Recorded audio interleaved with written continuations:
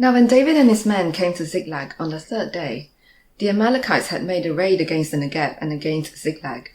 They had overcome Ziklag and burnt it with fire, and taken captive the women and all who were in it, both small and great.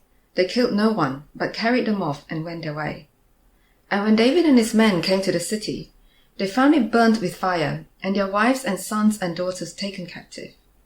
Then David and the people who were with him raised their voices and wept until they had no more strength to weep. David's 2 wives also had been taken captive, Ahinoam of Jezreel and Abigail the widow of Nabal of Carmel. And David was greatly distressed, for the people spoke of stoning him, because all the people were bitter in soul, each for his sons and daughters. But David strengthened himself in the Lord his God. And David said to Abiathar the priest, the son of Ahimelech, "Bring me the ephod." So Abiathar brought the ephod to David, and David inquired of the Lord, "Shall I pursue after this band? Shall I overtake them?" He answered him, "Pursue, for you shall surely overtake, and shall surely rescue." So David set out, and the 600 men who were with him, and they came to the brook Besor, where those who were left behind stayed. But David pursued, he and 400 men. 200 stayed behind, who were too exhausted to cross the brook Besor. They found an Egyptian in the open country, and brought him to David. And they gave him bread, and he ate. And they gave him water to drink. And they gave him a piece of a cake of figs and 2 clusters of raisins. And when he had eaten, his spirit revived, for he had not eaten bread or drunk water for 3 days and 3 nights. And David said to him, "To whom do you belong, and where are you from?" He said, "I am a young man of Egypt, servant to an Amalekite, and my master left me behind because I fell sick 3 days ago.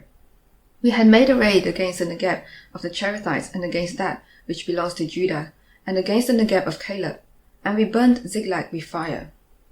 And David said to him, "Will you take me down to this band?" And he said, "Swear to me by God that you will not kill me or deliver me into the hands of my master, and I will take you down to this band." And when he had taken him down, behold, they were spread abroad over all the land, eating and drinking and dancing, because of all the great spoil they had taken from the land of the Philistines and from the land of Judah.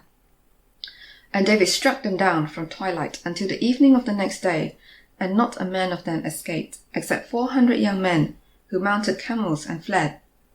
David recovered all that the Amalekites had taken, and David rescued his 2 wives. Nothing was missing, whether small or great, sons or daughters, spoil, or anything that had been taken. David brought back everything.